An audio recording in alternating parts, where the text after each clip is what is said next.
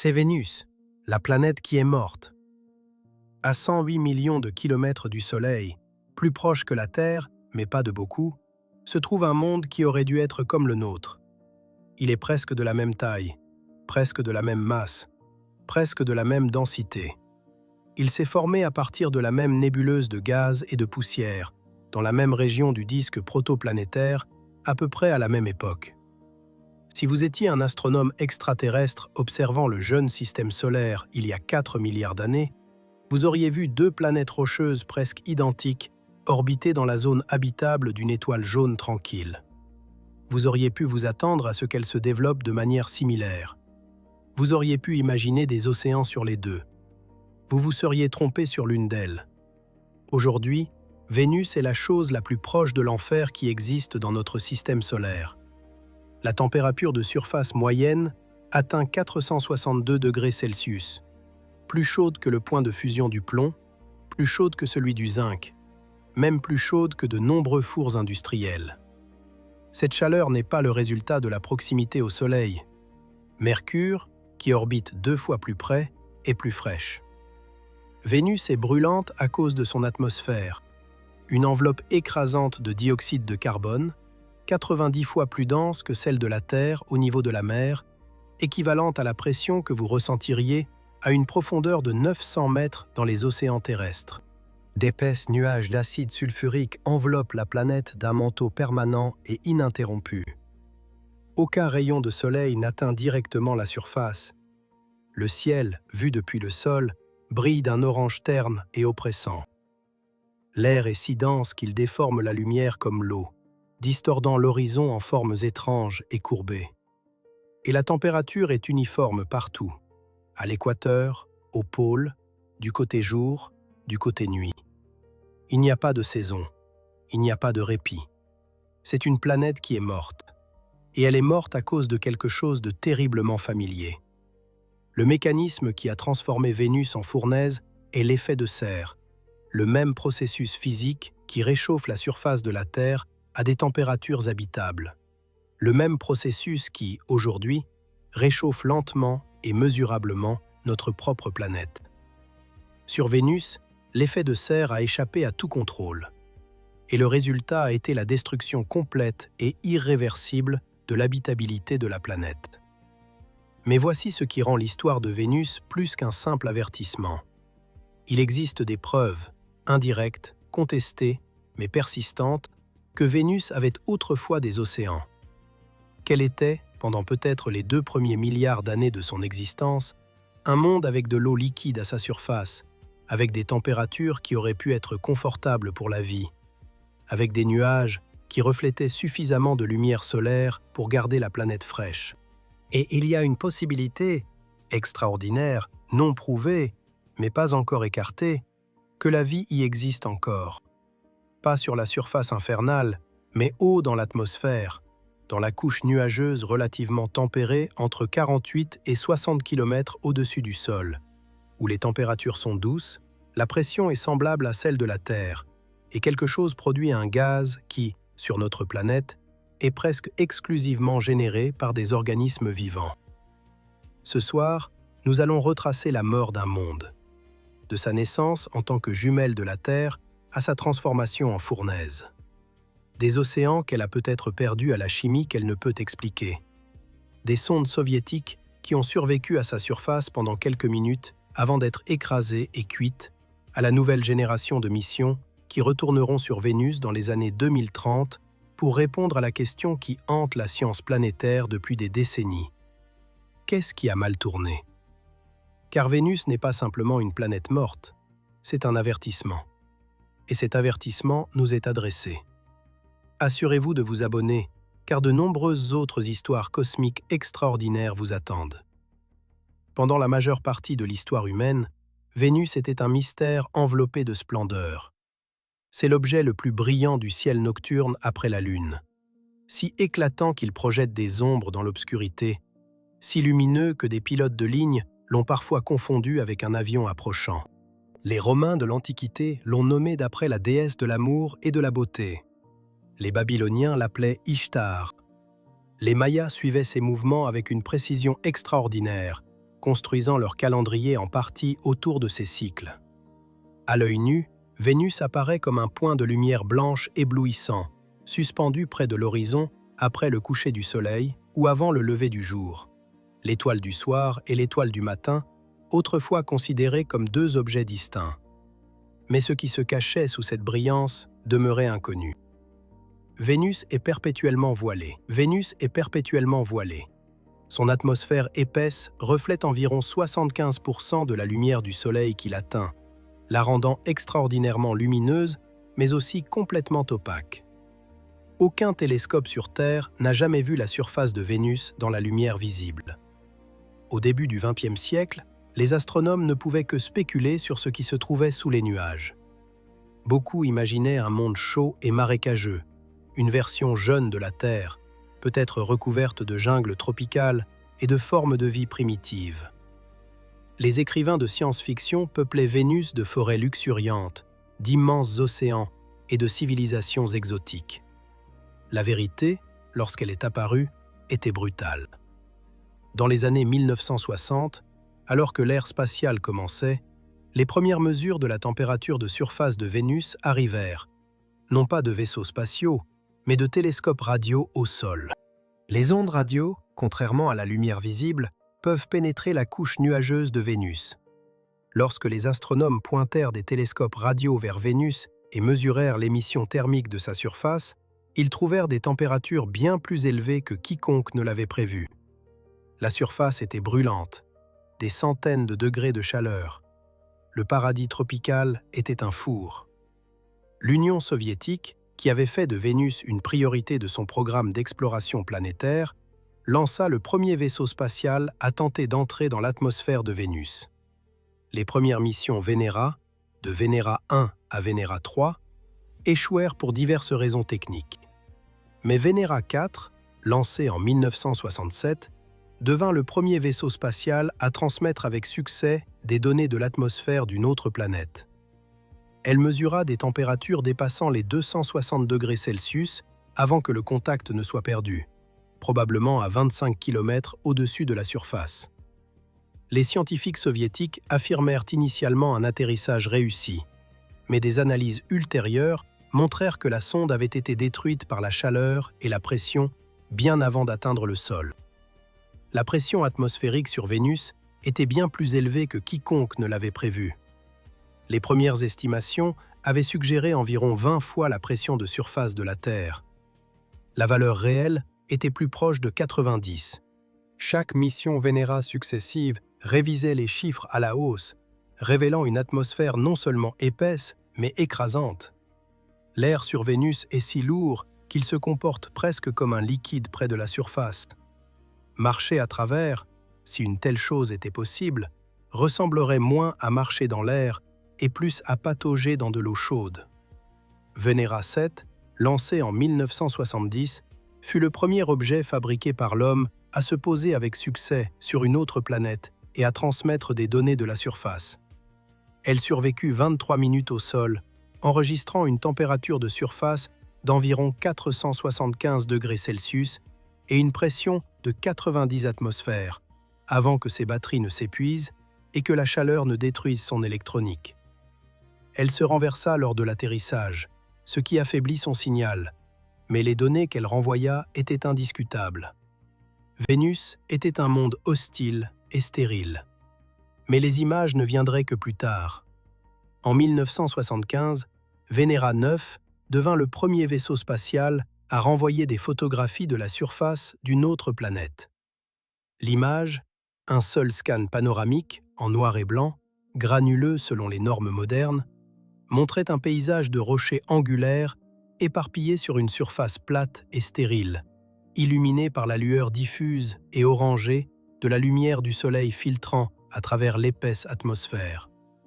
Il n'y avait ni plantes, ni eau, ni signe d'érosion par un liquide. Juste des roches, de la chaleur et une pression écrasante. Les photographies des missions Venera 13 et 14, qui ont atterri en 1982, étaient encore plus saisissantes. Venera 13 a renvoyé les premières images en couleur de la surface de Vénus, révélant un paysage de roches plates et stratifiées dans des tons d'orange et de brun, s'étendant vers un horizon proche et brumeux sous un ciel jaunâtre. Le module d'atterrissage a survécu pendant 127 minutes, presque 4 fois sa durée de vie prévue de 32 minutes, avant que la chaleur ne mette fin à son existence.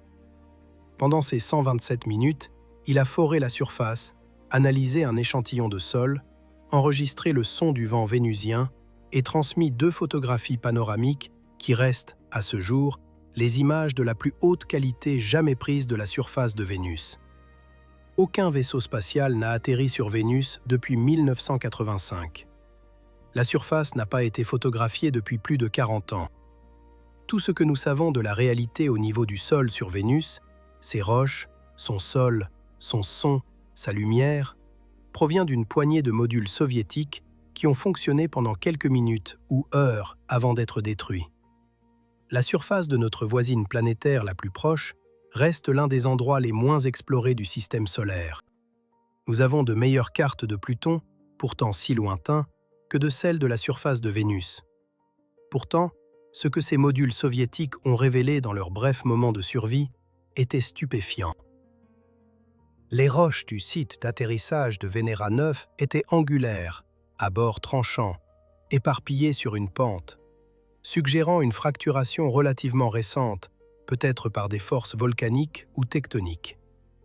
Le site de Vénéra 10, situé à 2000 km au sud, montrait un terrain plus lisse, avec des roches plates et stratifiées qui semblaient presque sédimentaires. Vénéra 13 a trouvé des roches basaltiques similaires à celles qui bordent les fonds océaniques de la Terre. Vénéra 14, atterrissant à 950 km de là, a découvert un type de basalte différent, le tholéitique, également d'origine océanique. Ce sont des indices fascinants. Le basalte nécessite chaleur et fusion pour se former. Sa présence sur plusieurs sites d'atterrissage confirme que Vénus a été volcaniquement active dans son passé géologique relativement récent. Mais les modules soviétiques n'ont échantillonné qu'une poignée de lieux sur une planète dont la surface couvre 460 millions de kilomètres carrés. Imaginez essayer de comprendre la géologie de la Terre à partir de 4 photographies prises à des endroits aléatoires, chacune durant seulement quelques minutes. Voilà notre état actuel des connaissances sur la surface de Vénus. Vénéra 13 était également équipé d'un microphone. Il a enregistré le son de Vénus, le premier audio jamais capturé depuis la surface d'une autre planète.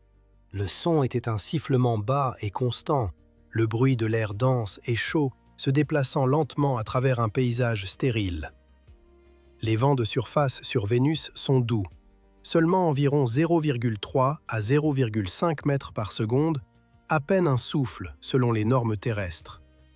Mais l'air est si épais que même ces vents légers portent une force significative. Une brise sur Vénus se déplace avec l'élan d'une rivière lente sur Terre. La couleur du paysage vénusien, tel que capturé par les caméras de Vénéra 13, est une palette d'orange brûlé et de terre de sienne. Les roches sont sombres et semblent légèrement érodées. Le sol est finement granuleux. L'horizon est proche, plus proche que sur Terre, car Vénus est légèrement plus petite et parce que l'atmosphère dense plie la lumière vers le bas, étendant légèrement l'horizon visible. Mais la brume limite la visibilité à quelques kilomètres tout au plus. Vous vous tenez dans une vaste caverne d'air chaude, éclairée d'orange, ne voyant qu'un petit cercle de sol autour de vous, sachant qu'au-delà de la brume se trouve un monde entier que vous ne pouvez pas voir. Pour comprendre comment Vénus est devenue ce qu'elle est, nous devons revenir au début, à la formation du système solaire interne, il y a environ 4,5 milliards d'années, lorsque le Soleil était jeune et que les planètes étaient encore en train de se former à partir des débris de la nébuleuse solaire. Vénus et la Terre ont vu le jour dans un voisinage cosmique similaire. Elles se sont formées à partir de matériaux analogues, silicates, fer, nickel et composés volatiles apportés par les impacts d'astéroïdes et de comètes. Leurs tailles sont remarquablement proches. Le diamètre de Vénus est de 12 104 km contre 12 742 km pour la Terre, soit une différence d'environ 5%. Leurs masses sont également comparables. Vénus représente environ 82% de la masse de la Terre. Si vous deviez concevoir une planète en cherchant à reproduire la Terre, Vénus serait un excellent premier brouillon. Dans les premiers temps du système solaire, avant que les atmosphères ne divergent, avant que l'eau ne soit perdue, avant que le carbone ne soit réarrangé, les deux planètes étaient presque identiques, comme la nature le permet. Elles se sont formées à partir de disques voisins du disque protoplanétaire, séparés par seulement quelques dizaines de millions de kilomètres, une distance négligeable à l'échelle du système solaire.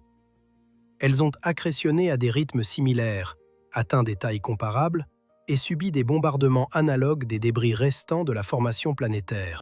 Il est presque certain que les deux planètes étaient recouvertes d'océans de magma peu après leur formation, des surfaces en fusion de plusieurs milliers de kilomètres de profondeur, maintenues liquides par l'énorme énergie libérée lors de l'accrétion et par l'effet de couverture de leurs atmosphères primordiales épaisses, composées de vapeur et de dioxyde de carbone.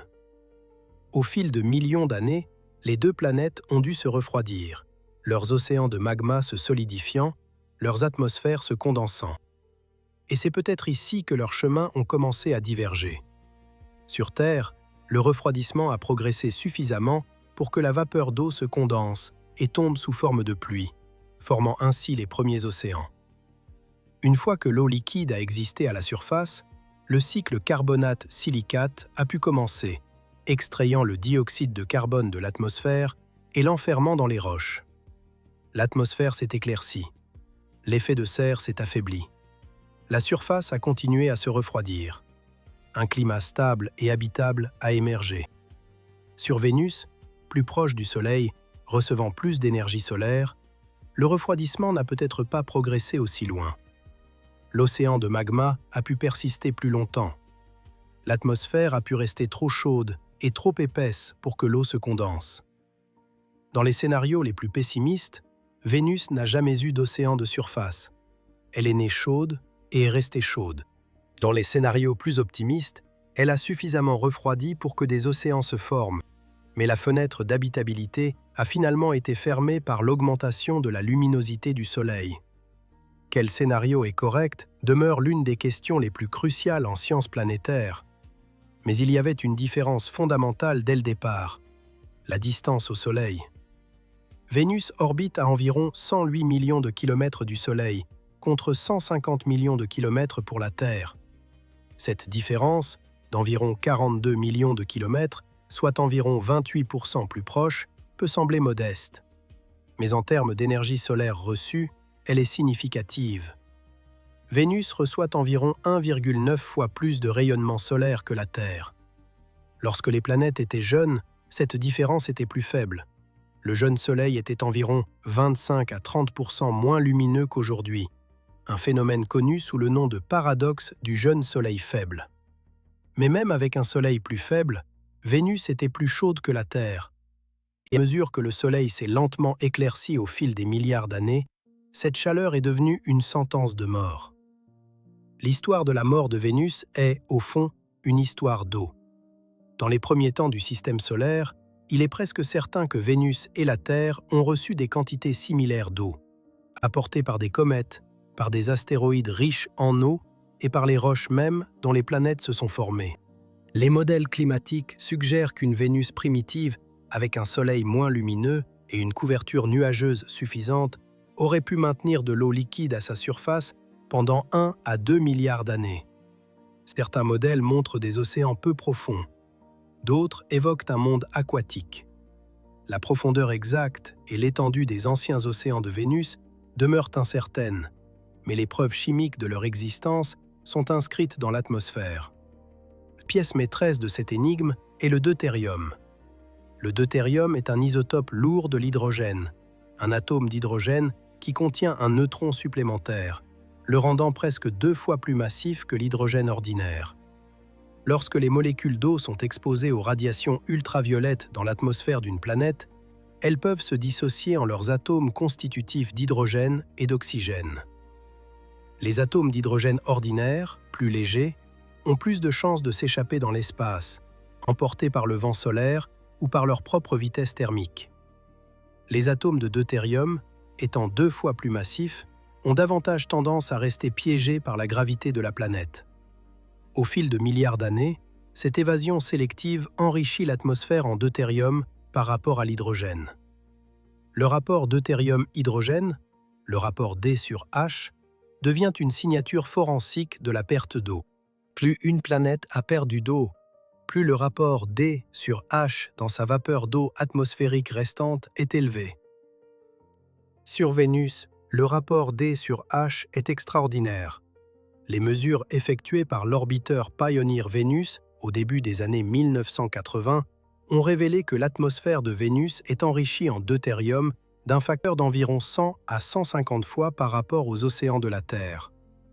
Des données plus récentes provenant de la mission Vénus Express de l'Agence spatiale européenne, qui a orbité autour de Vénus de 2006 à 2014, ont montré que cet enrichissement augmente de manière spectaculaire avec l'altitude, atteignant entre 200 et 1500 fois le ratio terrestre à des hauteurs comprises entre 65 et 110 km. Cet enrichissement extrême est une preuve accablante. Il nous indique que Vénus avait autrefois beaucoup plus d'eau qu'elle n'en a aujourd'hui, et que la composante hydrogène de cette eau s'est échappée dans l'espace pendant des milliards d'années. La quantité d'eau implicite dans le rapport D sur H est considérable. Certaines estimations suggèrent que Vénus a pu avoir suffisamment d'eau pour couvrir toute sa surface à une profondeur de plusieurs centaines de mètres, peut-être même 3 km. Un océan.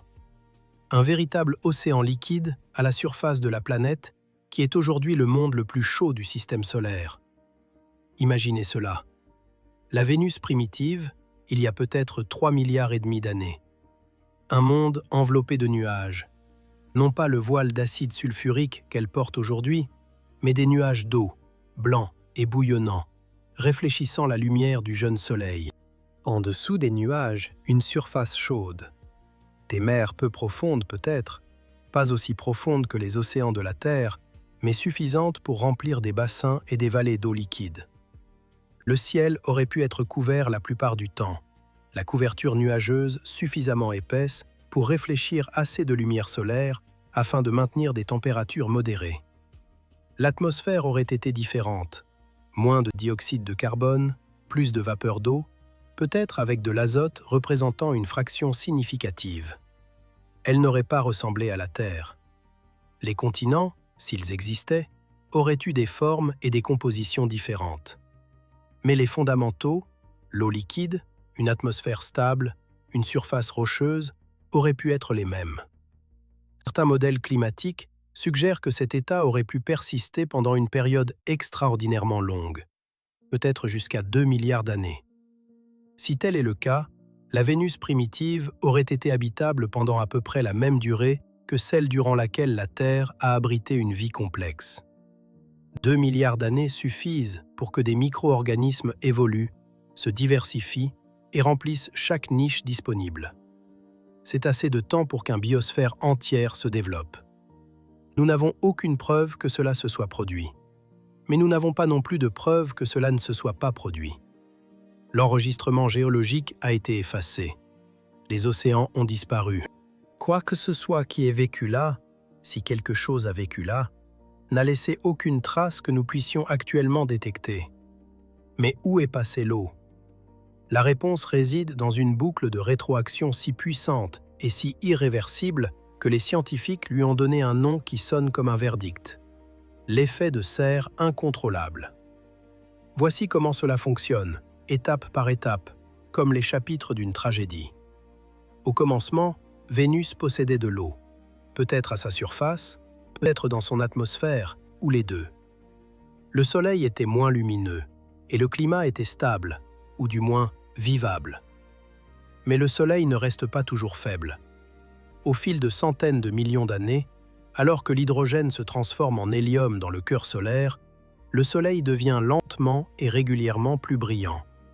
Environ 1% plus lumineux tous les 100 millions d'années. Imperceptible à l'échelle humaine, implacable à l'échelle géologique. À mesure que le Soleil s'intensifiait, Vénus se réchauffait. L'eau de surface commençait à s'évaporer plus rapidement. La vapeur d'eau est un puissant gaz à effet de serre, bien plus efficace, molécule pour molécule, que le dioxyde de carbone pour piéger le rayonnement infrarouge. À mesure que davantage de vapeur d'eau pénétrait dans l'atmosphère, celle-ci retenait plus de chaleur, ce qui entraînait une évaporation accrue de l'eau, qui à son tour piégeait encore plus de chaleur. C'est un cercle de rétroaction positif, un système qui amplifie ses propres changements. Sur Terre, ce cercle de rétroaction est régulé. Lorsque trop d'eau s'évapore, des nuages se forment. Les nuages sont lumineux. Ils renvoient la lumière du Soleil dans l'espace, refroidissant la planète. Les précipitations éliminent l'eau de l'atmosphère et la ramènent à la surface. Le système oscille autour d'un équilibre. Le cercle de rétroaction est présent mais contrôlé. Sur Vénus, cela n'était pas le cas.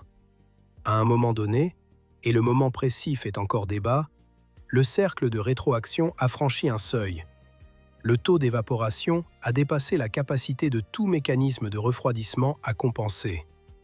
Les températures de surface ont dépassé le point d'ébullition de l'eau. Les océans, s'ils avaient existé, ont commencé à bouillir. Lentement, sur des millions d'années, bien que le processus global ait pu prendre des centaines de millions, mais inexorablement, sans aucun mécanisme pour inverser la tendance. Une fois que l'eau était dans l'atmosphère, elle était condamnée. Eau dans l'atmosphère supérieure de Vénus, au-dessus des couches nuageuses protectrices, les radiations ultraviolettes du Soleil décomposaient les molécules d'eau. Les atomes d'hydrogène libérés, légers et énergétiques, s'échappaient dans l'espace. L'oxygène, plus lourd et plus lent, restait en arrière, mais il ne s'accumulait pas. Au lieu de cela, il était absorbé par les roches de surface, oxydant les minéraux à la surface de Vénus. Au fil de milliards d'années, pratiquement toute l'eau originelle de Vénus a disparu. L'hydrogène perdu dans l'espace, l'oxygène consommé par les roches. Les océans se sont évaporés. Les molécules d'eau ont été détruites. L'hydrogène s'est échappé. Et Vénus est restée avec ce qu'elle a aujourd'hui. Une atmosphère contenant seulement environ 30 parties par million de vapeur d'eau à basse altitude, soit environ 150 000 fois moins d'eau que dans des couches comparables de l'atmosphère terrestre. Une étude de 2024 de l'Université de Cambridge a proposé que l'intérieur de Vénus soit extrêmement sec, bien plus sec que le manteau terrestre, suggérant que la planète n'a peut-être jamais eu suffisamment d'eau interne pour alimenter un vaste océan de surface en premier lieu.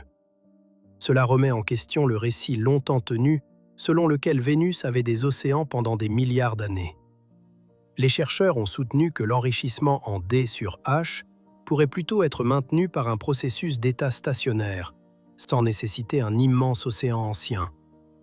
Mais même sous cette interprétation, Vénus a indiscutablement perdu toute l'eau qu'elle avait autrefois par échappement atmosphérique. Le mécanisme, l'effet de serre incontrôlé, reste le même. Et il y avait un autre facteur amplificateur, le dioxyde de carbone. Sur Terre, le dioxyde de carbone est continuellement recyclé entre l'atmosphère, les océans et les roches, à travers un processus appelé le cycle carbonate-silicate. L'eau de pluie dissout le CO2 de l'atmosphère, formant un acide faible qui érode les roches silicatées.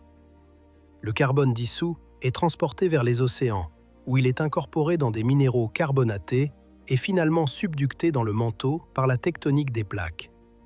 Ce cycle agit comme un thermostat, régulant la température de surface de la Terre sur des échelles de temps géologiques. Sur Terre, ce cycle fonctionne depuis au moins 3,5 milliards d'années. Il a survécu aux âges glaciaires, aux éruptions supervolcaniques, aux extinctions massives et aux impacts d'astéroïdes. Il a permis à notre planète de rester habitable malgré les variations de luminosité solaire, la configuration des continents et la composition atmosphérique qui aurait été fatale sans lui.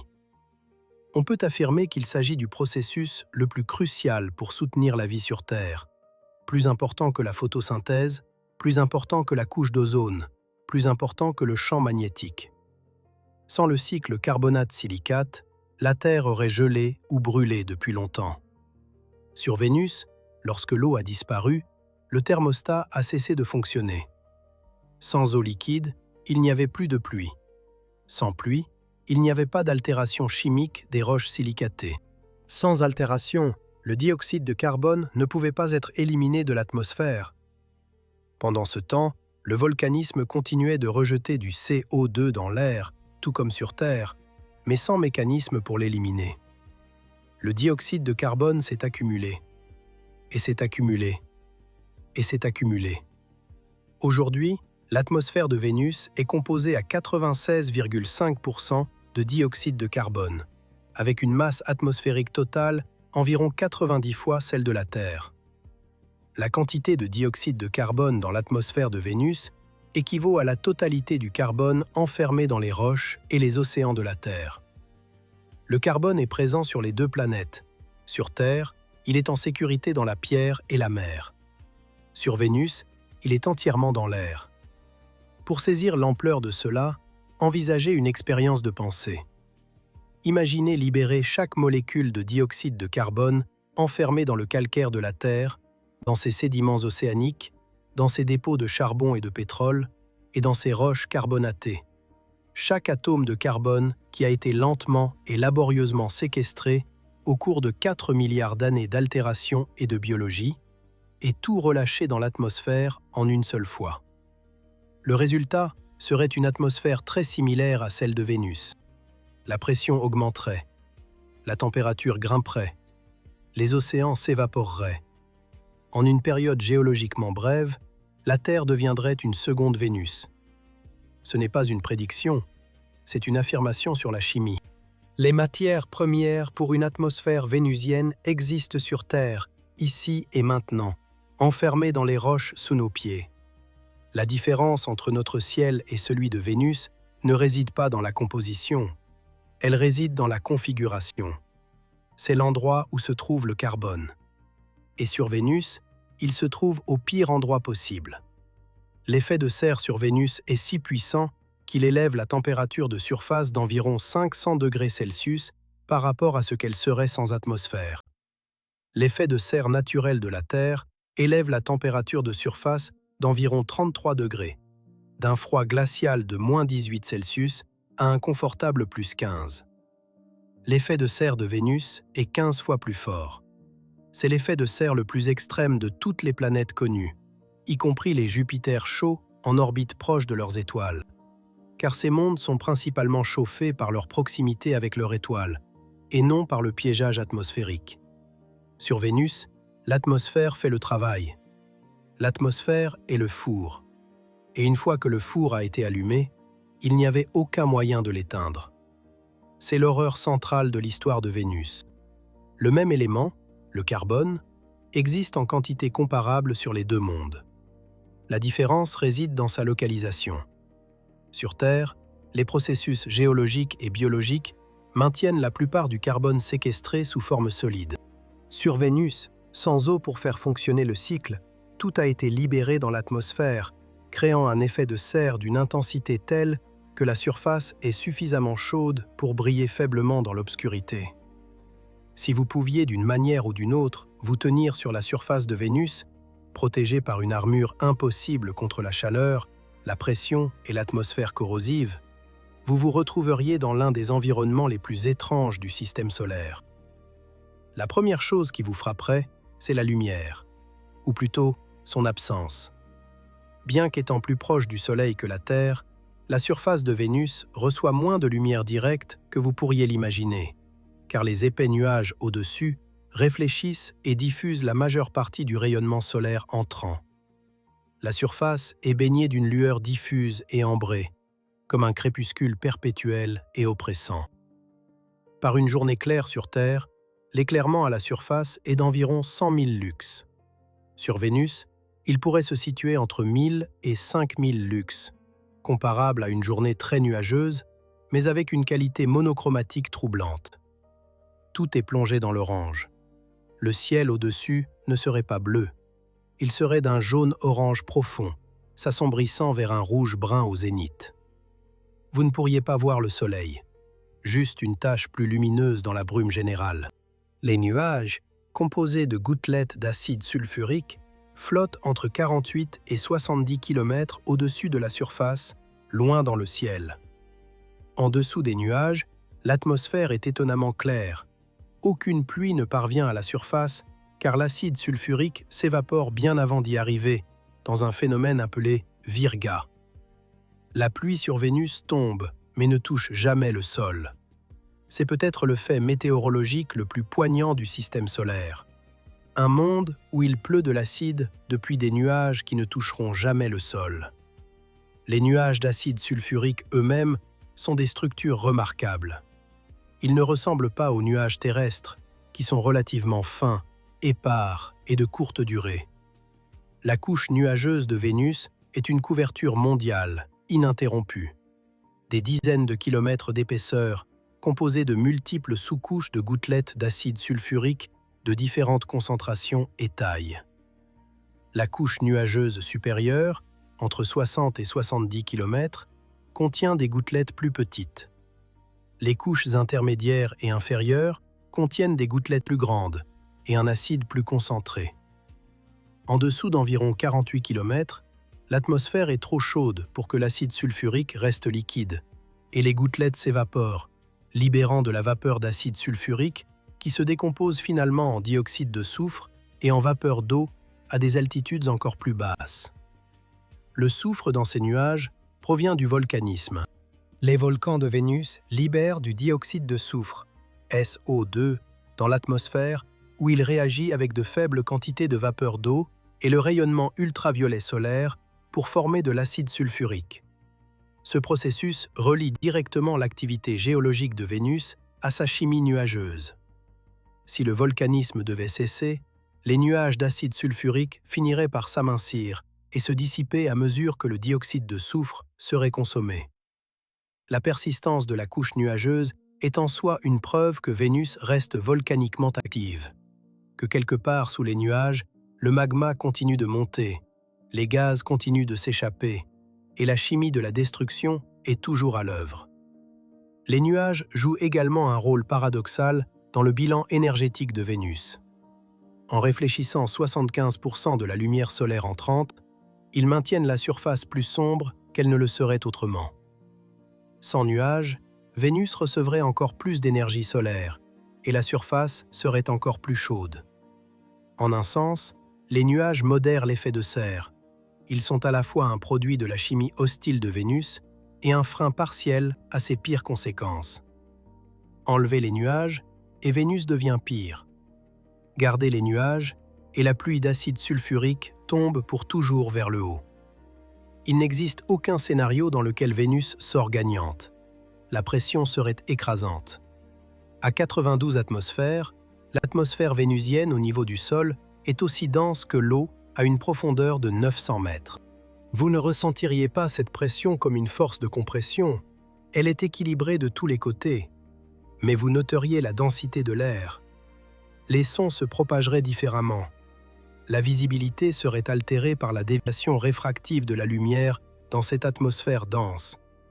Et si vous laissiez tomber un petit objet, il tomberait plus lentement que sur Terre, porté par l'air épais.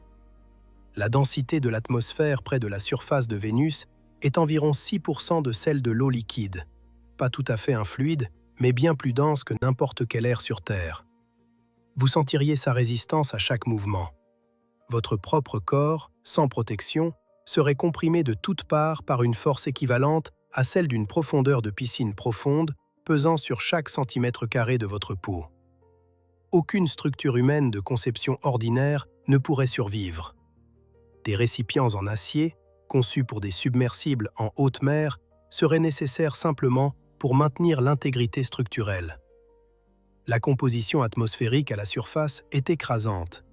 96,5% de dioxyde de carbone, avec environ 3,5% d'azote et des traces de dioxyde de soufre, d'argon, de vapeur d'eau, de monoxyde de carbone, d'hélium et d'autres gaz. Le dioxyde de carbone lui-même, à ces températures et pressions, n'est pas un gaz au sens ordinaire. C'est un fluide supertritique, un état de la matière qui existe au-dessus de la température et de la pression critique d'une substance où la distinction entre gaz et liquide s'effondre. L'atmosphère près de la surface de Vénus possède les propriétés des deux. Elle s'écoule comme un gaz, mais à la densité d'un liquide. La lumière se réfracte à travers elle de manière inhabituelle, et la convection se comporte différemment que dans n'importe quelle atmosphère terrestre. La température serait létale au-delà de toute expérience terrestre. À 462 degrés Celsius, tout ce qui se trouve à la surface de Vénus est en équilibre thermique. Il n'y a pas de refroidissement nocturne, malgré le fait qu'un jour vénusien soit extraordinairement long. Vénus tourne si lentement qu'un cycle jour-nuit prend 243 jours terrestres. Plus long, en fait, qu'une année vénusienne, qui ne dure que 225 jours terrestres. Et Vénus tourne à l'envers, dans la direction opposée à celle de la plupart des planètes. Le Soleil, si vous pouviez le voir à travers les nuages, se lèverait à l'ouest et se coucherait à l'est. Cette rotation rétrograde pourrait être le résultat d'un impact massif au début de l'histoire de Vénus, ou elle pourrait être la conséquence des interactions de marée entre l'atmosphère dense de Vénus et l'attraction gravitationnelle du Soleil. La cause reste incertaine, mais les conséquences sont profondes. Parce que Vénus tourne si lentement, un jour solaire, le temps entre un lever et un coucher de soleil, dure environ 117 jours terrestres. Cela signifie que le côté jour de Vénus est continuellement chauffé pendant près de 4 mois, tandis que le côté nuit se refroidit pendant 4 mois. Sur une planète avec une atmosphère mince, cela créerait d'énormes différences de température entre le jour et la nuit. Mais l'atmosphère de Vénus est si épaisse et si efficace pour redistribuer la chaleur que la différence de température entre le côté jour et le côté nuit est essentiellement nulle.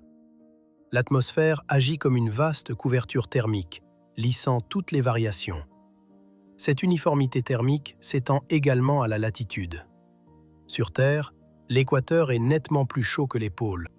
Sur Vénus, la température de surface est presque identique à toutes les latitudes. L'ensemble de la planète est chauffé à la même température meurtrière, partout, en tout temps. Il n'y a pas d'échappatoire, pas de refuge plus frais, pas d'ombre qui apporte du soulagement. La chaleur est absolue et universelle. Les motifs de vent à la surface de Vénus sont étonnamment calmes. En l'absence de gradients de température significatifs pour générer une circulation au niveau du sol, les vents de surface dépassent rarement 1 mètre par seconde.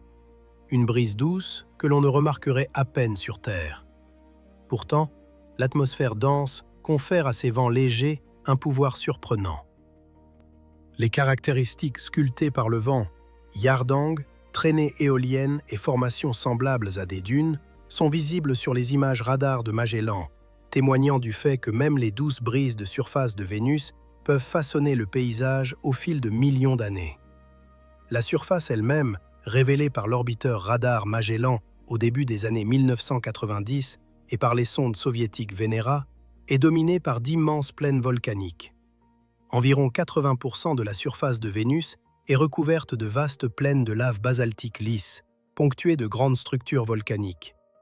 La mission Magellan, qui a orbité autour de Vénus de 1990 à 1994, a cartographié 98% de la surface à l'aide d'un radar à synthèse d'ouverture, une technique capable de percer les épais nuages et d'imager le sol à travers l'atmosphère.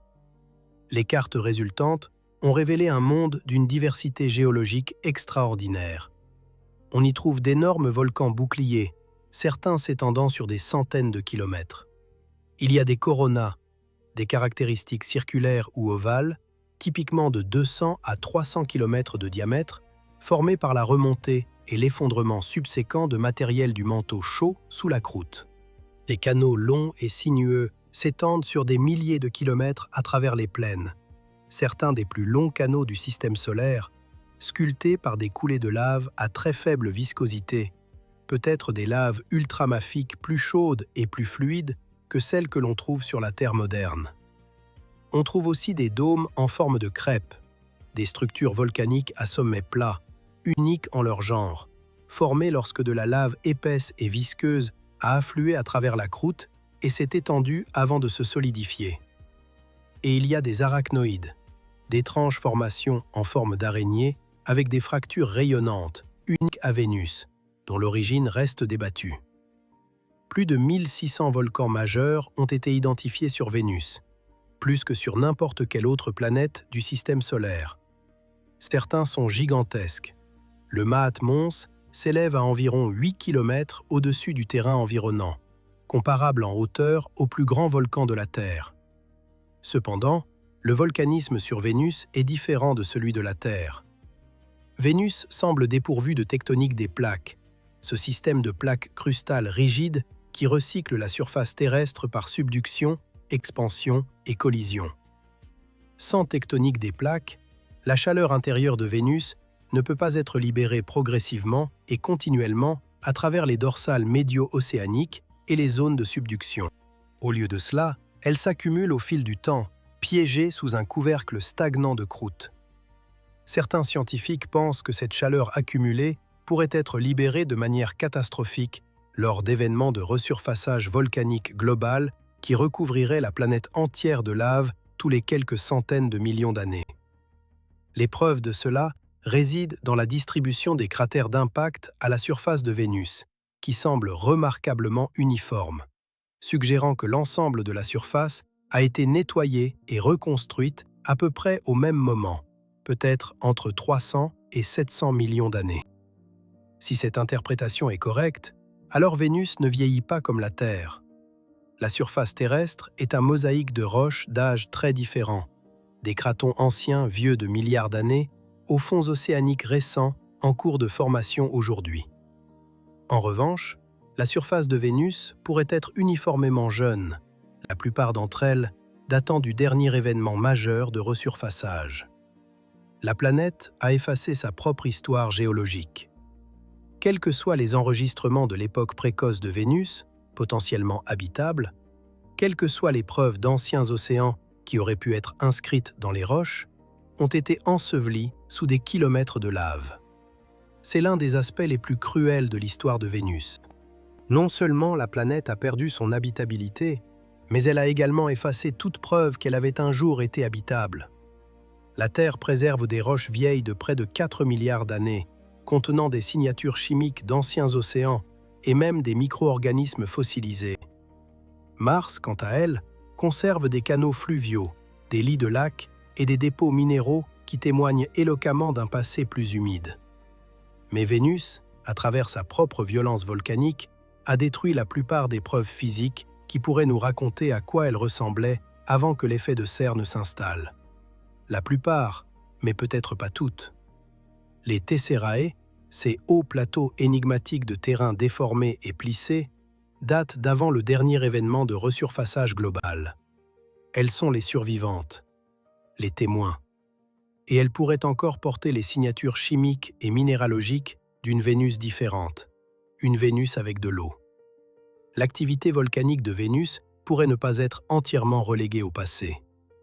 En 2023 et 2024, l'analyse de données archivées du radar Magellan a révélé des preuves d'éruptions volcaniques récentes, des changements dans les caractéristiques de surface entre des images radar prises à quelques mois d'intervalle au début des années 1990.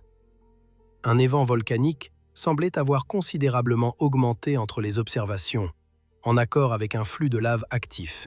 Si cela est confirmé, cela ferait de Vénus l'un des 3 corps du système solaire interne avec un volcanisme actif aujourd'hui, aux côtés de la Terre et de la Lune Io de Jupiter. Le volcanisme actif sur Vénus a des implications profondes. Cela signifie que l'intérieur de la planète est encore chaud, encore en convection, et continue de libérer des gaz dans l'atmosphère. Cela signifie que le dioxyde de carbone et le dioxyde de soufre sont toujours injectés dans l'air par des évents volcaniques. Et cela signifie que le moteur géologique qui a conduit à la transformation de Vénus d'un monde habitable en un enfer pourrait encore fonctionner. Une machine qui a commencé son œuvre il y a des milliards d'années et qui n'a jamais cessé. Et sous cette lave, sous la croûte, l'intérieur de Vénus est un sujet de spéculation intense et presque aucune donnée directe.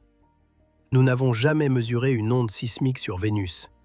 Nous n'avons jamais pénétré son sous-sol.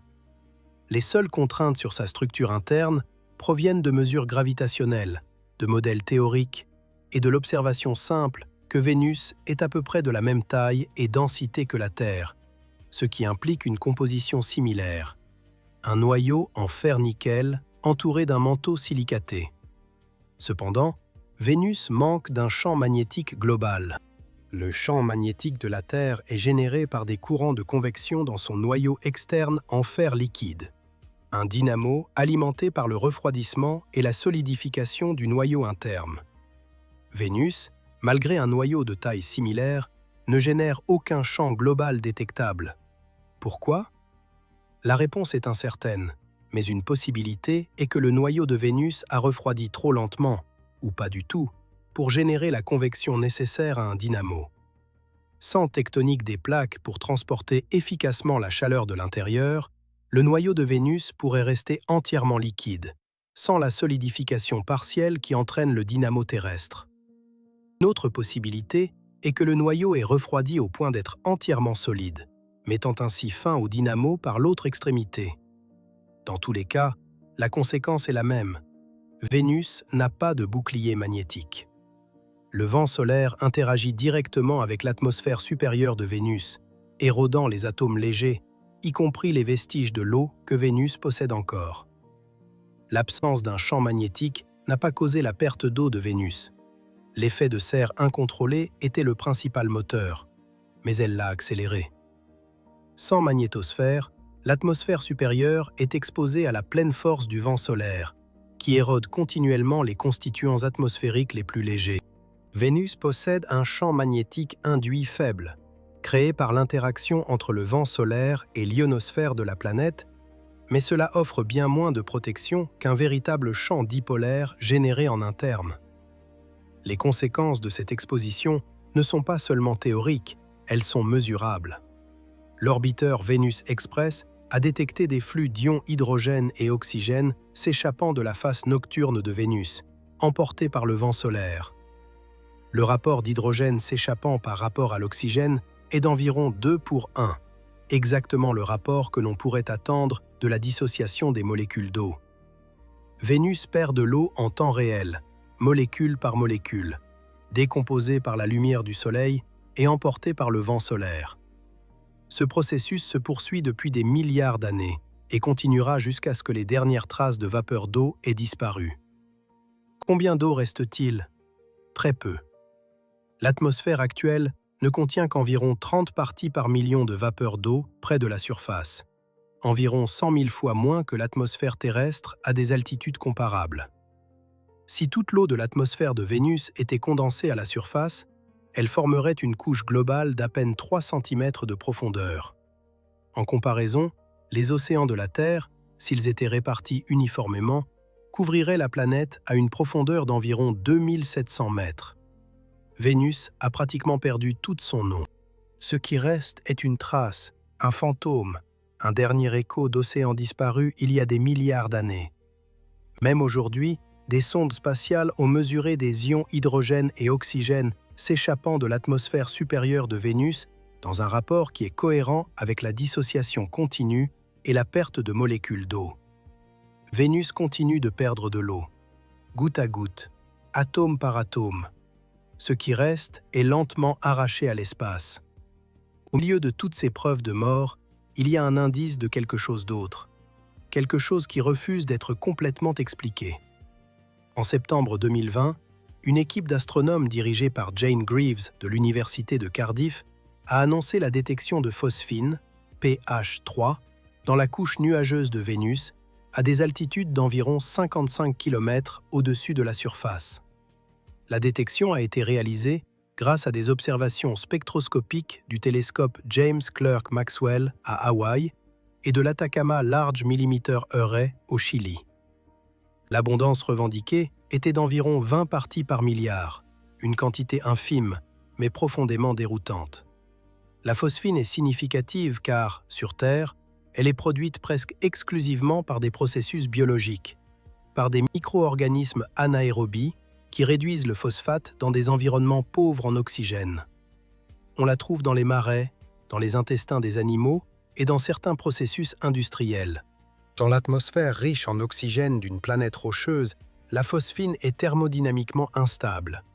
Elle devrait être rapidement détruite par oxydation. Sa présence nécessite une source continue. Sur les géantes gazeuses, Jupiter et Saturne, la phosphine est produite profondément dans l'atmosphère par une chimie à haute pression et remonte par convection. Mais sur une planète rocheuse comme Vénus, où l'atmosphère est largement oxydante, aucun processus chimique abiogénique connu ne peut produire de phosphine en quantité revendiquée. L'annonce a suscité un immense enthousiasme et une controverse tout aussi grande. En quelques semaines, d'autres groupes de recherche ont contesté les résultats, arguant que le signal spectral attribué à la phosphine pourrait en réalité être causé par le dioxyde de soufre, un composant courant et bien compris de l'atmosphère de Vénus. Des observations ultérieures d'autres télescopes n'ont pas réussi à reproduire la détection. Le débat est devenu intense, personnel et parfois amer. Mais l'histoire ne s'est pas arrêtée avec la controverse. En 2024, l'équipe de Greaves a publié de nouvelles données provenant de l'arrêt d'Atacama, utilisant des observations supplémentaires et des techniques d'analyse améliorées. Les nouveaux résultats ont de nouveau détecté de la phosphine, et cette fois, les chercheurs ont soutenu qu'ils pouvaient écarter le dioxyde de soufre en tant que contaminant. Ils ont également trouvé des preuves préliminaires d'ammoniac, un autre gaz qui, dans l'atmosphère hyperacide de Vénus, est difficile à expliquer par la chimie connue. L'ammoniac est intéressant car, s'il est présent, il pourrait neutraliser l'acide sulfurique dans les gouttelettes nuageuses, créant des conditions bien moins hostiles à la chimie organique que l'acide sulfurique pur. Pendant ce temps, Rakesh Mogul, de l'Université polytechnique d'État de Californie, a réanalysé des données provenant de la sonde Pioneer Venus de la NASA, qui a pénétré l'atmosphère en 1978. Il a trouvé des preuves de phosphine dans la couche nuageuse profonde, à des concentrations cohérentes avec les observations plus récentes. Ces données étaient restées dans les archives pendant plus de 40 ans, sans attirer l'attention. Dans une autre voie de recherche, des scientifiques du MIT ont testé si les éléments de base de la vie, les acides aminés, pouvaient survivre dans de l'acide sulfurique concentré à des concentrations similaires à celles trouvées dans les nuages de Vénus. À la grande surprise générale, ils ont découvert que 19 acides aminés restaient stables pendant jusqu'à 4 semaines. La structure moléculaire de ces éléments constitutifs de la vie était intacte. L'acide sulfurique, il s'avère, n'est pas le solvant universel que tout le monde croyait. Une partie de la chimie de la vie pourrait être possible même dans les environnements les plus hostiles que Vénus a à offrir. Cependant, rien de tout cela ne prouve que la vie existe sur Vénus. La détection de phosphine reste contestée. La détection d'ammoniac est préliminaire. Les expériences de stabilité des acides aminés ont été réalisées dans des conditions de laboratoire et non dans de véritables nuages vénusiens. De plus, il existe des explications alternatives. Photochimie inconnue, processus volcanique, réactions impliquant des particules de poussière, qui pourraient potentiellement produire de la phosphine sans aucune biologie.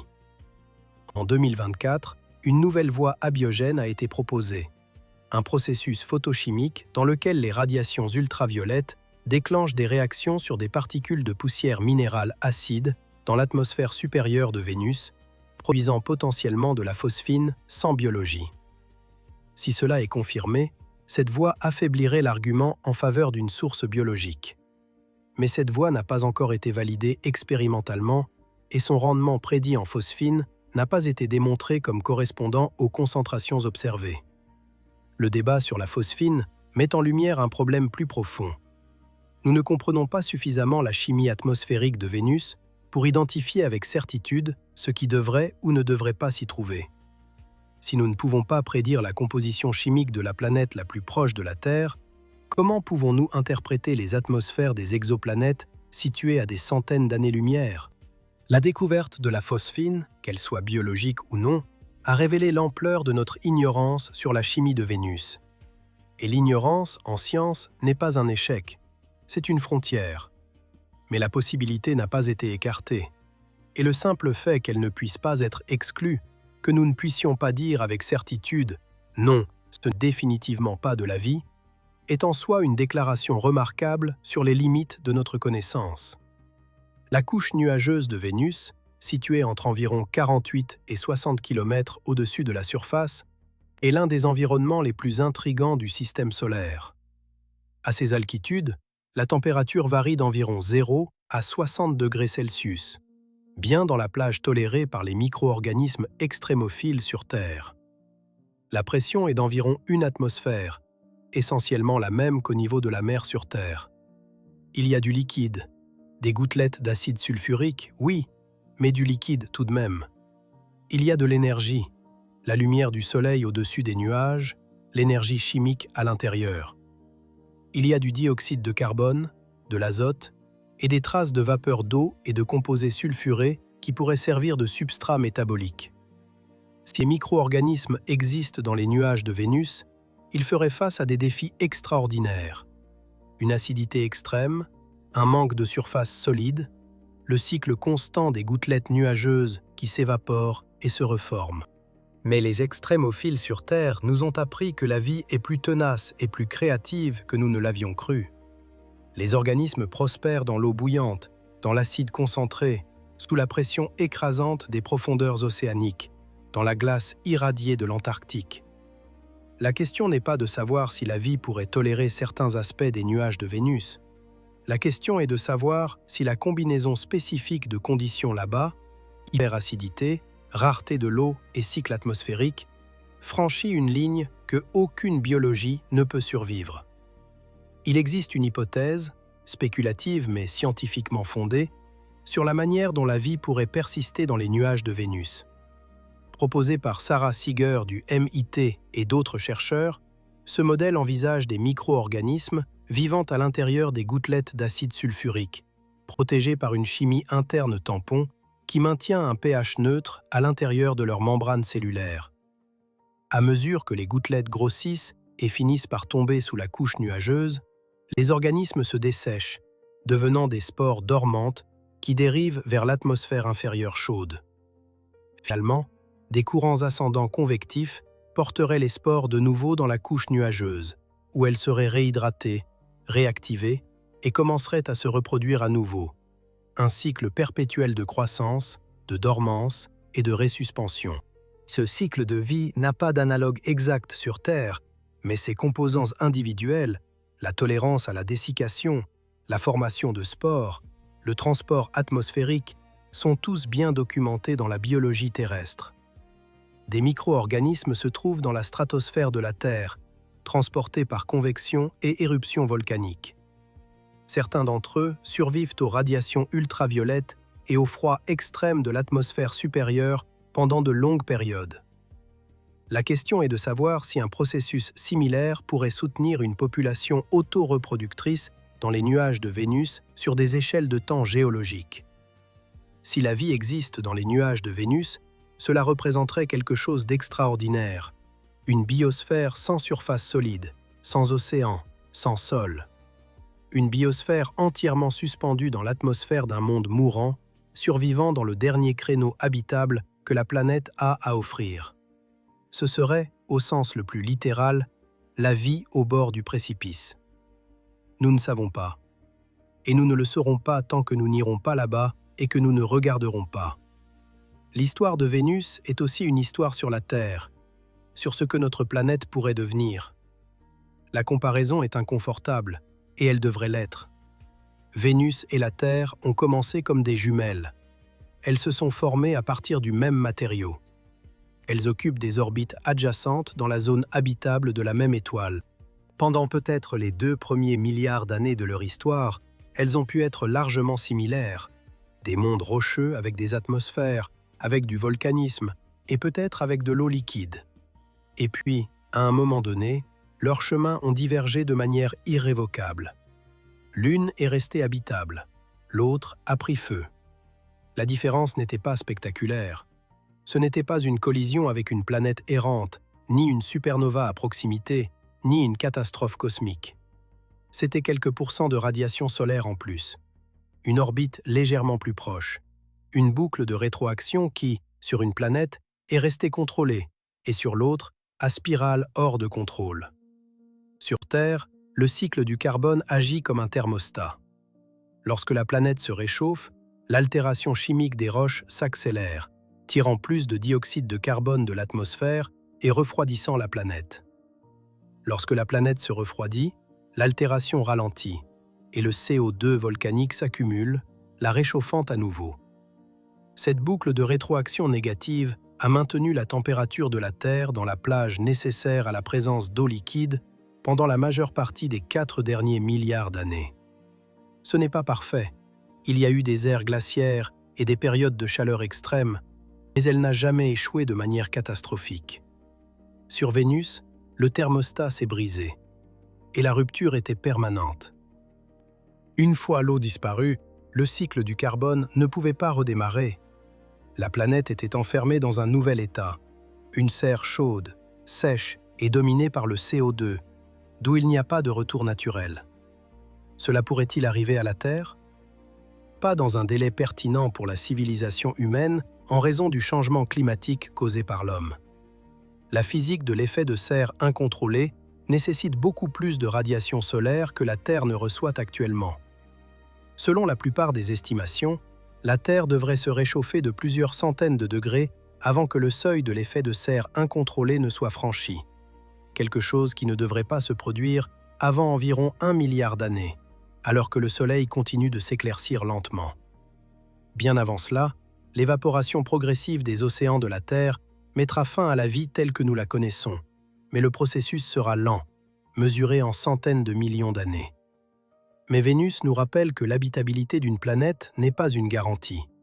Ce n'est pas une condition permanente.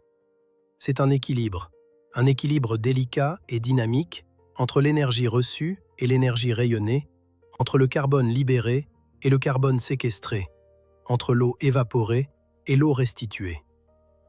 Vénus nous montre ce qui se passe lorsque cet équilibre penche trop loin. Pas dans un sens abstrait ou théorique, mais dans une réalité concrète et physique, sur un monde que l'on peut pointer dans le ciel du soir. La leçon n'est pas que la Terre deviendra Vénus demain. La leçon est que les planètes peuvent mourir, que des mondes peuvent perdre leurs océans, que des atmosphères peuvent piéger tellement de chaleur que la surface devient inhabitable. Que cela s'est produit, au moins une fois, dans notre propre système solaire, sur une planète presque identique à la nôtre. Vénus n'est pas une métaphore, c'est un point de données. Le point de données le plus inquiétant de toute la science planétaire. Et c'est un point de données qui résonne au-delà de notre système solaire. Alors que les astronomes découvrent des planètes rocheuses dans les zones habitables d'autres étoiles, ils sont confrontés à une question fondamentale. Combien de ces planètes sont des Terres et combien sont des Vénus? Une planète dans la zone habitable, la région autour d'une étoile où l'eau liquide pourrait, en principe, exister sur une surface rocheuse, n'est pas nécessairement habitable. Vénus se situe à la limite intérieure de la zone habitable de notre Soleil. Elle reçoit la bonne quantité d'énergie. Elle a la bonne taille, la bonne composition, les bons ingrédients. Pourtant, c'est un four.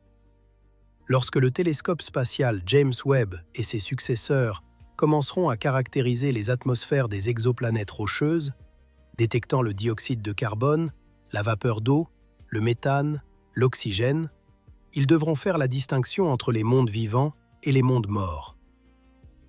Une atmosphère épaisse de dioxyde de carbone sur une planète rocheuse dans la zone habitable pourrait signifier un cycle du carbone florissant avec océans et continents. Ou cela pourrait signifier une serre incontrôlable, un océan sans air, une Vénus. La différence entre le paradis et le purgatoire peut être subtile. Et sans comprendre Vénus, sans savoir exactement comment et quand la serre incontrôlable a commencé et à quoi ressemblaient les signes avant-coureurs, nous pourrions ne pas être capables de lire les signaux correctement. Vénus n'est pas simplement intéressante, elle est nécessaire. C'est l'expérience de contrôle, le chemin non emprunté, l'autre issue. Sans Vénus, notre compréhension de l'habitabilité planétaire est incomplète. Avec Vénus, elle est au moins honnêtement incertaine. Étudier Vénus n'est pas seulement de la science planétaire, c'est de l'astrobiologie, c'est de la science climatique. C'est l'étude de ce qui rend un monde digne d'être vécu et ce qui peut l'en priver. Considérons l'exoplanète TRAPPIST-1, un système de 7 planètes rocheuses orbitant autour d'une étoile naine rouge faible située à environ 40 années-lumière de la Terre. Plusieurs de ces planètes orbitent dans la zone habitable. Les astronomes utilisent le télescope spatial James Webb pour analyser leurs atmosphères. Mais que vont-ils trouver? Si l'une de ces planètes a une atmosphère épaisse de dioxyde de carbone, cela signifie-t-il qu'elle est une Vénus, un monde mort, brûlé par une serre incontrôlable? Ou cela signifie-t-il qu'elle est une jeune Terre, une planète où le cycle du carbone est actif, où océans et continents coexistent, où la vie pourrait faire ses premiers pas hésitants? La réponse dépend de la compréhension de la frontière entre les résultats semblables à ceux de la Terre et ceux de Vénus. Et nous ne pouvons pas comprendre cette frontière sans comprendre Vénus elle-même, sans savoir exactement quand et comment la transition d'habitabilité à l'enfer s'est produite, et quels facteurs ont déterminé le résultat. Vénus n'est pas juste une planète, c'est un modèle, un standard de calibration pour l'ensemble du domaine de la science des exoplanètes. Sans elle, nous interprétons les spectres à l'aveugle, incapables de distinguer entre la signature de la vie et celle de la mort. C'est pourquoi les prochaines missions vers Vénus revêtent une importance si profonde. Elles ne se contentent pas d'explorer une planète voisine, elles construisent le cadre interprétatif qui nous permettra de lire les atmosphères des mondes orbitant d'autres étoiles. Des mondes que nous ne visiterons jamais, des mondes que nous pouvons seulement étudier à travers les plus faibles traces de lumière stellaire filtrées par une atmosphère étrangère. Vénus est notre pierre de Rosette, et nous avons à peine commencé à la déchiffrer. Pourtant, malgré son importance, Vénus est l'une des planètes les moins explorées du système solaire. Le contraste avec Mars est frappant. La NASA a envoyé de multiples rovers, atterrisseurs, orbiteurs et drones hélicoptères sur Mars. Nous avons fait circuler des robots à la surface martienne pendant des décennies. Nous avons foré ses roches, analysé son sol, photographié ses couchers de soleil et enregistré le son du vent soufflant à travers ses cratères. Nous planifions activement des missions pour ramener des échantillons martiens sur Terre pour analyse. Vers Vénus, nous n'avons presque rien envoyé depuis 40 ans. Le dernier vaisseau spatial à avoir opéré à la surface de Vénus était l'atterrisseur soviétique Vega 2, qui a atterri en 1985. Le dernier orbiteur dédié à Vénus, lancé par les États-Unis, était Magellan, qui est arrivé en 1990 et a utilisé le radar pour créer la première carte globale à haute résolution de la surface de Vénus avant d'être délibérément plongé dans l'atmosphère en 1994. L'orbiteur Vénus Express de l'Agence spatiale européenne a orbité autour de la planète de 2006 à 2014, étudiant son atmosphère et son climat. L'orbiteur Akatsuki du Japon observe les dynamiques atmosphériques de Vénus depuis 2015. Ce que Akatsuki et Vénus Express ont révélé, c'est une atmosphère d'une complexité extraordinaire. Un monde où, malgré l'absence quasi totale de temps à la surface, l'atmosphère supérieure est un moteur bouillonnant de circulation globale. L'atmosphère de Vénus présente un phénomène appelé superrotation. L'ensemble de l'atmosphère supérieure tourne autour de la planète en environ 4 jours terrestres, environ 60 fois plus vite que la planète elle-même ne tourne en dessous. Les vents au sommet des nuages atteignent 360 km/h, bien plus rapides que les vents de surface paresseux mesurés par les atterrisseurs Venera. Cette superrotation est l'un des grands problèmes non résolus de la science atmosphérique. Sur Terre, l'atmosphère tourne à peu près à la même vitesse que la surface, avec des vents entraînés par le chauffage solaire différentiel et l'effet Coriolis. Sur Vénus, l'atmosphère a d'une manière ou d'une autre été accélérée à des vitesses dépassant largement la rotation de la planète. La source d'énergie de cette accélération et le mécanisme qui la maintient contre la friction restent mal compris. Les nuages de Vénus sont stratifiés. La couche principale de nuages, composée de gouttelettes d'acide sulfurique, s'étend d'environ 48 à 70 km au-dessus de la surface. Au-dessus des nuages, l'atmosphère est relativement claire. En dessous des nuages, elle est également claire, mais chaude, dense et oppressivement sombre. La couche nuageuse agit comme une sorte de frontière entre deux mondes. L'atmosphère supérieure, relativement fraîche et dynamique, et l'atmosphère inférieure, chaude et stagnante. Entre ces deux mondes, dans la couche nuageuse elle-même, se trouvent des taches sombres inexpliquées qui absorbent la lumière ultraviolette. Ces taches, observées pour la première fois il y a des décennies, changent de forme et d'intensité au fil du temps. Leur composition est inconnue. Certains chercheurs ont émis l'hypothèse que l'absorbeur UV pourrait être biologique, une population de micro-organismes contenant des pigments qui absorbent les radiations ultraviolettes pour se protéger ou pour la photosynthèse. D'autres soutiennent que des composés sulfurés ou des minéraux de chlorure de fer pourraient expliquer l'absorption sans faire appel à la biologie. Le débat reste non résolu. L'atmosphère de Vénus recèle des mystères que aucune mission actuelle n'a été conçue pour élucider. La chimie de la basse atmosphère, en dessous de 30 km, n'a jamais été directement échantillonnée par un vaisseau spatial. L'atmosphère du côté nocturne n'a été étudiée que depuis l'orbite. La profonde troposphère, la région entre la surface et la base des nuages, demeure un véritable vide dans nos connaissances. Nous savons presque rien sur la chimie en dessous de 30 km. Nous ne connaissons pas l'abondance précise de la vapeur d'eau à différentes altitudes. Nous ne savons pas quel est le profil vertical des composés sulfurés. Nous ignorons si des gaz traces comme le monoxyde de carbone, le sulfure d'hydrogène ou le sulfure de carbonyle se comportent comme nos modèles le prédisent. La profonde atmosphère de Vénus est le plus grand réservoir chimique inexploré de toutes les planètes du système solaire interne. La sonde de descente Da Vinci va changer cela.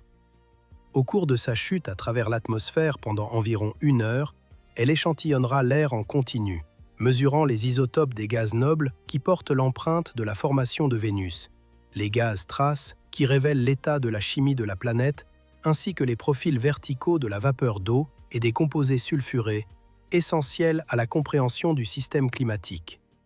Ce sera la plus complète analyse atmosphérique jamais réalisée à Vénus, et le premier échantillonnage direct de l'atmosphère profonde de Vénus depuis les sondes soviétiques Vega en 1985. La sonde n'est pas conçue pour survivre à l'impact avec la surface, mais il existe une chance, petite et imprévue, qu'elle puisse le faire. Si elle atterrit suffisamment doucement, sur un terrain assez plat, ces instruments pourraient continuer à fonctionner pendant jusqu'à 18 minutes dans le fournaise vénusienne. 18 minutes à la surface du monde le plus hostile du système solaire interne. Ce n'est pas beaucoup. Mais Vénéra 7 nous a donné 23 minutes. Et ces 23 minutes ont changé tout ce que nous savions sur Vénus. Combler ces lacunes nécessitera non seulement des orbiteurs, mais aussi des sondes, des ballons, et peut-être même des stations de surface de longue durée capables de résister à la fournaise vénusienne. Mais aucun vaisseau spatial n'est entré dans l'atmosphère de Vénus depuis 1985. Aucun vaisseau spatial n'a touché la surface de Vénus depuis 1985. Aucune photographie couleur n'a été prise de la surface depuis 1982. Cela est sur le point de changer. Une nouvelle génération de missions vers Vénus est en préparation, si le financement et la volonté politique le permettent, qui représentera l'étude la plus intensive de Vénus dans l'histoire de l'exploration spatiale. La mission Da Vinci de la NASA, Deep Atmosphere Venus Investigation of Noble Gases, Chemistry and Imaging, est conçue pour envoyer une sonde sphérique à travers l'atmosphère de Vénus, descendant à travers la couche nuageuse et dans l'atmosphère profonde en dessous, mesurant la composition chimique avec une précision sans précédent. La sonde analysera les gaz nobles et leurs isotopes, qui portent les empreintes de la façon dont l'atmosphère s'est formée et a évolué, et prendra des photographies haute résolution des Tesserae, le terrain le plus ancien et le plus géologiquement complexe de Vénus durant sa descente.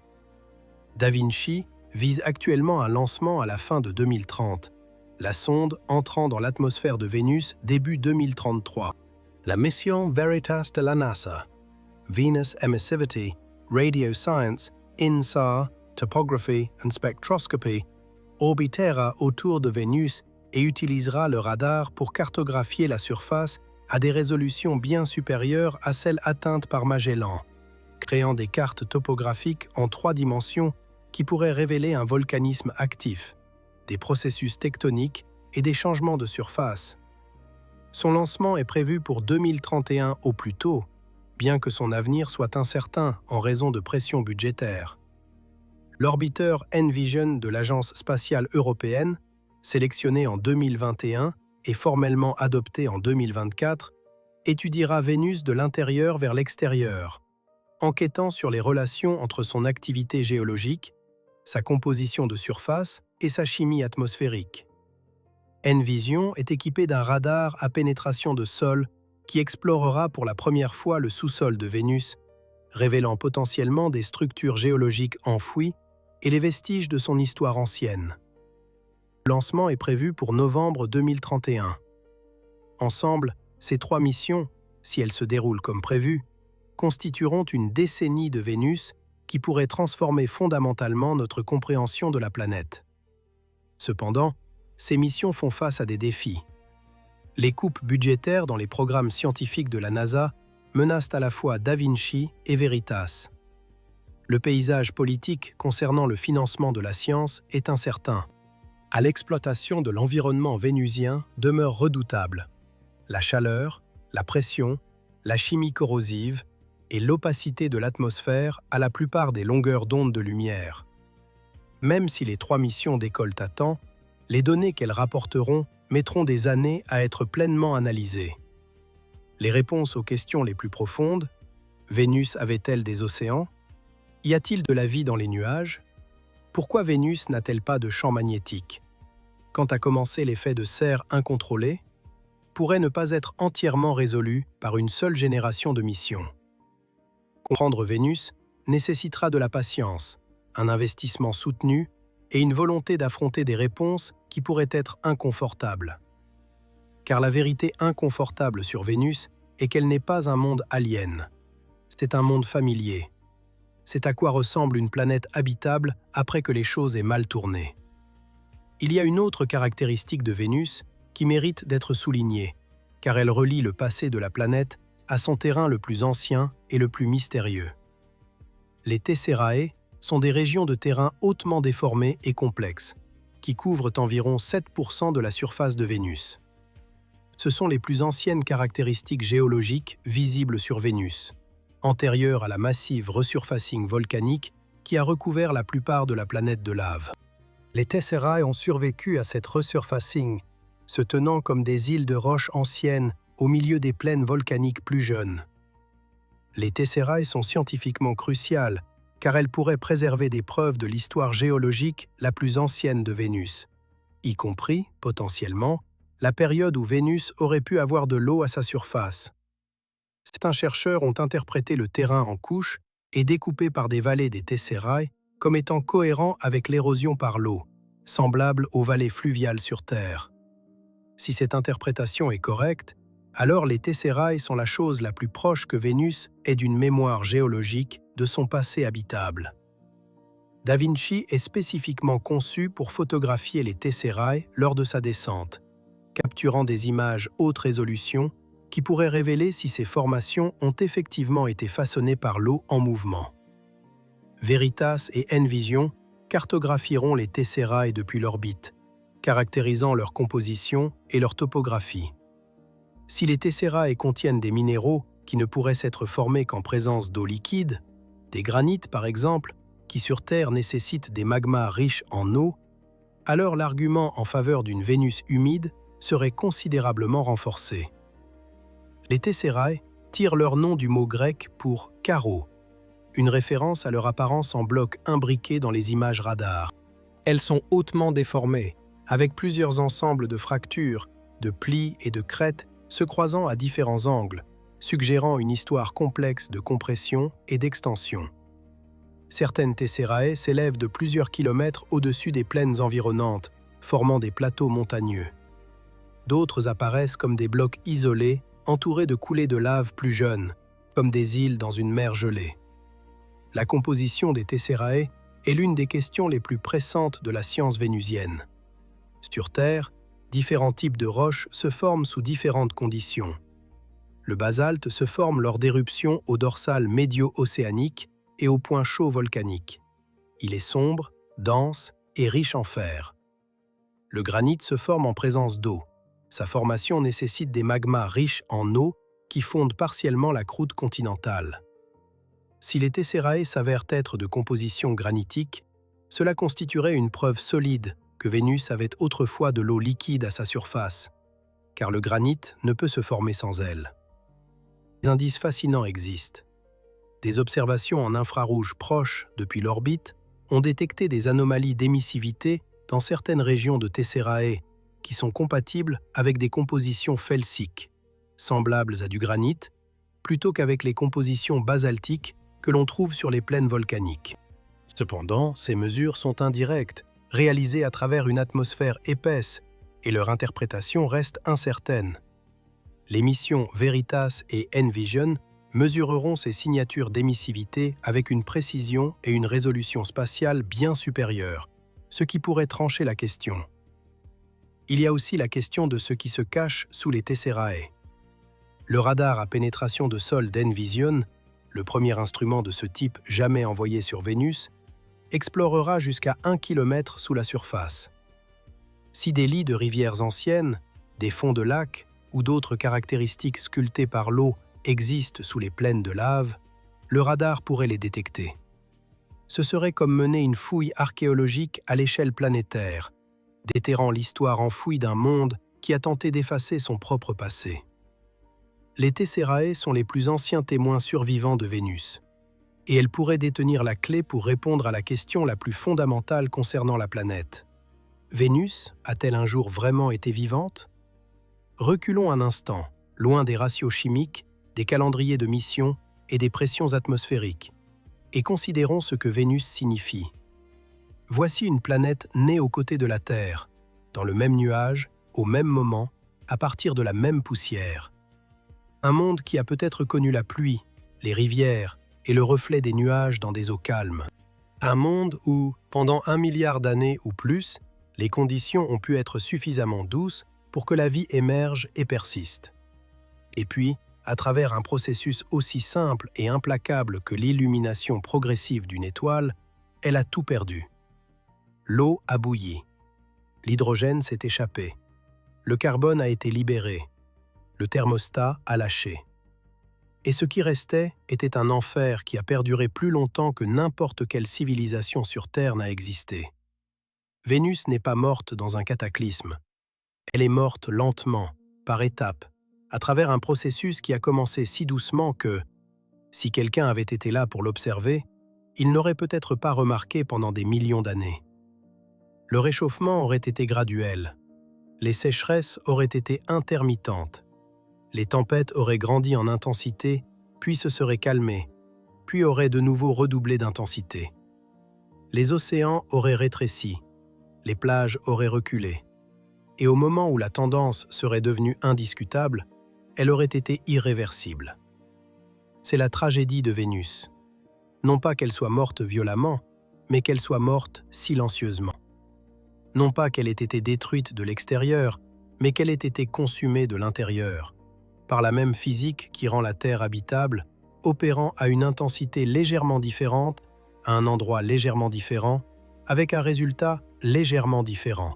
Et quelque part, haut dans les nuages de ce monde mort, quelque chose pourrait produire un gaz qui n'a aucune explication non biologique connue. Quelque chose pourrait altérer la chimie des gouttelettes de nuages de manière à les rendre moins acides, plus propices aux molécules organiques, plus accueillantes pour quelque chose qui pourrait, contre toute attente, être vivant. Nous ne savons pas. Les données sont ambiguës. Les détections sont contestées. Les explications alternatives sont plausibles. Mais la question reste ouverte. Et la question elle-même, y a-t-il quelque chose de vivant sur Vénus? Est l'une des questions les plus extraordinaires que la science ait jamais sérieusement posées concernant un monde autre que le nôtre. Pour y répondre, nous devrons nous y rendre. Nous devrons envoyer des sondes dans ces nuages, échantillonner les gouttelettes, analyser la chimie, chercher les signatures indiscutables de la biologie ou l'absence indiscutable de celle-ci. et nous devrons être honnêtes sur ce que nous trouvons, que cela confirme nos espoirs ou les brise. Vénus n'a pas fini de s'exprimer. Elle a gardé ses secrets pendant 4,5 milliards d'années, dissimulée derrière ses nuages permanents, cachée de tous les télescopes, trop chaude pour les atterrisseurs, trop hostile pour les orbiteurs qui ont tenté d'écouter longuement. Mais nous sommes sur le point de revenir.